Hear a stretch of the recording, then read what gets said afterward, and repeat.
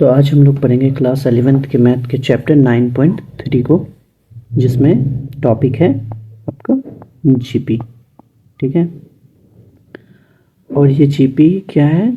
जैसे आप लोग क्लास 10th में एपी पढ़े थे, जस्ट लाइक जीपी है, बट इसमें क्या फ़र्क है, थोड़ा सा डिफरेंस है, बस उस चीज़ को समझना है। ठीक है, तो ये आज का इंट्रो क्लास है। ओके, तो स्टार्ट किया जाए। तो ये जीपी जो है, जीपी का फुल फॉर्म हो जाता है ज्योमेट्रिक प्रोग्रेशन। तो जैसे आपने एपी पढ़ा था, जस्ट लाइक जीपी है। अब एपी क्या पढ़ा था आपने ये पढ़ा था, जैसे एक टर्म होता था ए प्लस डी, ए प्लस 2d, ये ऐसे करके एपी का क्या होता था कि सीरीज आगे बढ़ता था। तो उसमें सीक्वेंस होता था किसका? डी का, मतलब डी उसमें जुड़ते जाएगा, डी जुड़ते जाएगा और टर्म आगे बढ़ता चला जाता था। ठीक है, अब एपी में जीपी में क्या होता है कि जीपी में भी एक सीक्वेंस होगा, बट उसमें क्या होगा कि जैसे इसमें होता था, एपी में क्या होता है कि डी डी बढ़ते चला जाता है ना। तो हम लोग क्या करते थे कि एपी को जो चेक करते थे, 2 4 6 8 10 कुछ ऐसा है, तो हम लोग जिसको चेक करते थे, तो इसमें हम लोग डी चेक करते थे टर्म्स के बीच में कि डी होना चाहिए सेम। अगर डी सेम होता था तो हम इसको एपी कहते थे, डी सेम नहीं होगा तो हम इसको एपी नहीं कहेंगे।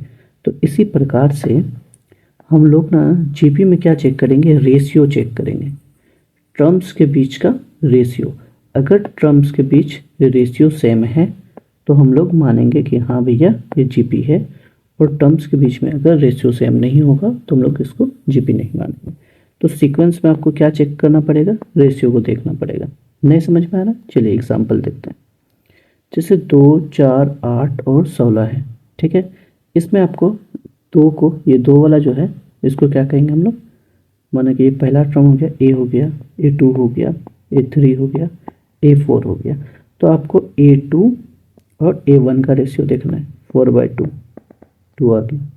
A3 और A2 का रेशियो को देखना है, तो 8/4, देखिए 2 आ गया। 16/8 का देखिएगा, 2 आ गया। तो हर जगह आपको क्या दिख रहा है? 2 दिख रहा है। इसका मतलब ये है कि ये जो आपका सीक्वेंस दिया हुआ है, ये एक प्रकार का जीपी है। तो जीपी में आपको क्या देखना पड़ेगा? सीक्वेंस में आप चेक करेंगे रेशियो को। ठीक है, चलिए, तो सीक्वेंस में रेशियो को चेक करना है।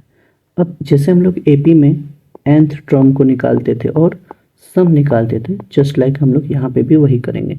तो जीपी में nth टर्म निकालेंगे, तो उसके लिए फॉर्मूला है an वाला फॉर्मूला, जैसे हम लोग उसमें nth टर्म का फॉर्मूला पढ़ते थे, तो ARn-1, और सम वाला फार्मूला SN ARn-1 और R-1।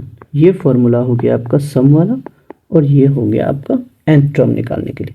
ठीक है, अब है क्या कि आप इस वाले फार्मूला से क्वेश्चन इस तरीके से कर देगा, कभी आपको R देगा, कभी A देगा, कभी AN निकालना होगा, कुछ इस टाइप का होगा।